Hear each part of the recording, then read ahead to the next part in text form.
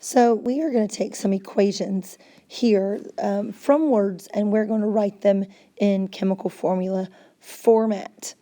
This is the easy part. It gets really hard next week when I only give you 1/2 of the equation and you have to show me everything that gets formed. But for today, we're just going to practice. Here's how you're going to know if you probably wrote this correctly. If it balances at the end, it's probably right. But if it doesn't balance at the end, something is wrong. So let's look at this first example. It says aluminum metal reacts with oxygen in the air to form solid aluminum oxide. So no big tricks there. They're telling you what you started with, they're telling you what you ended up with, and they just want you to write a balanced chemical equation. So we're going to write Al for aluminum. When they say metal, we know that aluminum metal is indeed a solid, so we're going to put that. When it says reacts with, that means and. Oxygen in the air. Here's oxygen. You should remember he's a Hofbrinkel because he's by himself. In the air means he's a gas. To form means yield. And then solid aluminum oxide. When I see the solid come first, I tend to skip it in my head and I go straight to the aluminum oxide. So because I forget to go back, it's probably a good idea when you see the word, just write it. And then you've got your aluminum oxide. So you've got Al with a +3 charge, oxygen with a -2 charge, and of course, we crisscross. Al2O3. That's pretty much it. And then we go back and we balance. At this point, I really want you to be able to do this in your head. So I want you to be able to say 1 aluminum, 2 aluminums, and go and fix it with a 2. Then go to your oxygens.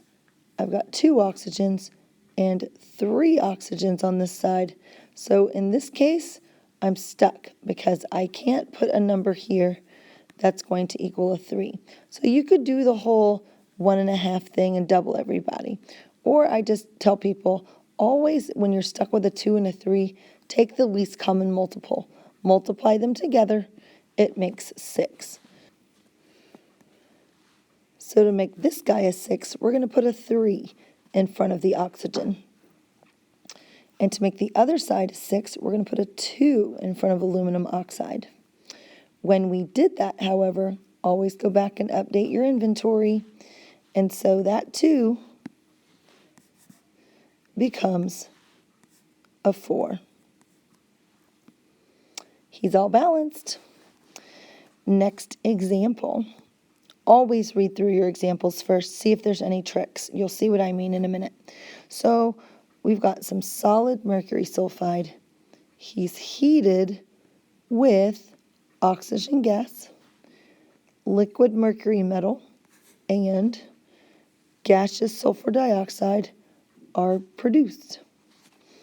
So it's going to look like this.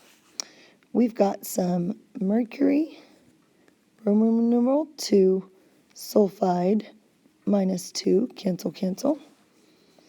And it's a solid.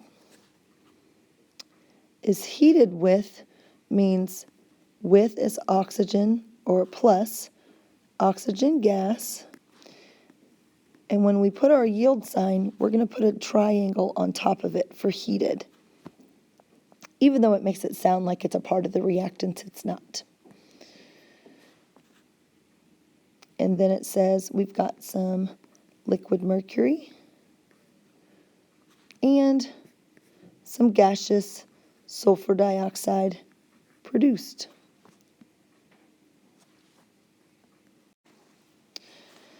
So we go through and say, is it balanced? 1, 1, 1, 1, 2, 2. Get excited, this never happens. It is balanced. I leave it alone.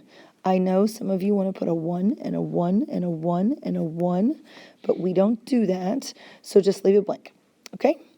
So in the third example, like I said, read through it first. Check it out. Oxygen gas can be produced.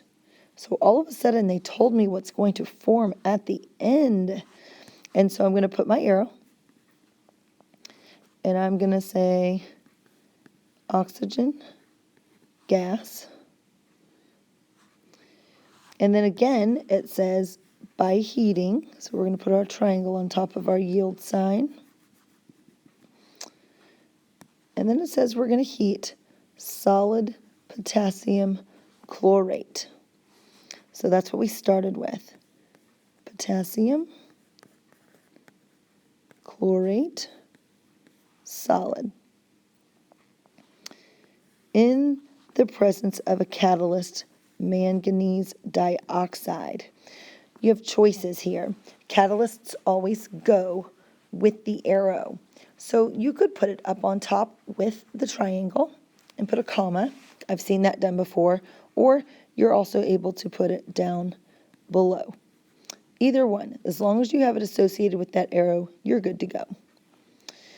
And then it goes on to say potassium chloride is a solid residue. A residue is something that you have left over. Even if we didn't know that word, let's think about the law of conservation of mass. It says whatever I start with, I better end up with.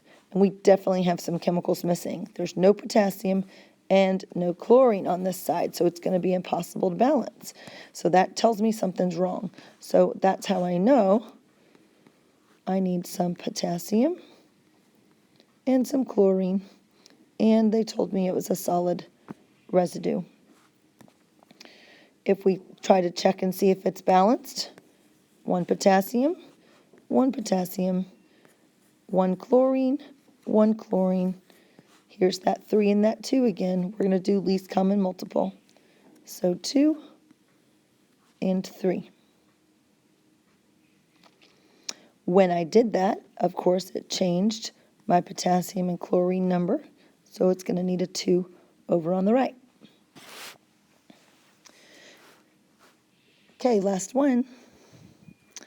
So it says aqueous potassium nitrate and a precipitate of barium chromate are formed. So again, they gave it to us in backwards order. So potassium nitrate is aqueous, so he gets an AQ, and a precipitate of barium chromate. Everybody's a -2, +2, so they canceled there. When they tell us it is a precipitate, that word means a solid formed from 2 aqueous solutions or liquids. And so that means we have to put in parentheses S on the barium chromate. It says when aqueous solutions of barium nitrate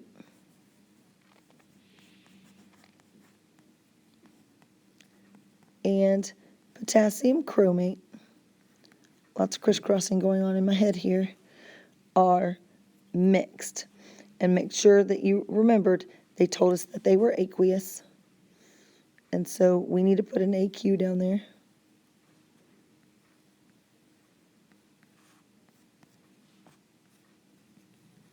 And then we need to check to see if it's balanced. Of course not. So there is 1 barium on the left, 1 on the right. 2 nitrates on the left, 1 on the right. So we're going to put a big honking 2 in front of that. 2 potassiums. Now there's 2 potassiums, 1 chromate, 1 chromate. We are balanced. So on the back side where the homework problems are, there's 15 of them. You're going to do the exact same thing. You're going to write a complete balanced equation, include all of the phases, and just put your answers right there in balance. Couple of tricks that I need to point out ahead of time. Anytime they say the word ammonia, that's very similar to ammonium, but ammonia is not a polyatomic. It's just a chemical. And he is just NH3. And anytime they mention an acid, your brain is supposed to know, because I'm telling you now, that all acids are aqueous, AQ. So make sure when acids are not liquids, they're actually a powder dissolved in water. We just order them already pre-mixed because they're so dangerous. We don't like having a lot of acid powder laying around. But they are indeed an aqueous solution because there are two or more things dissolved in homogeneous format. Anyway, that's all you need to know. Good luck, and remind chat me if you get stuck. Talk to y'all tomorrow. Bye.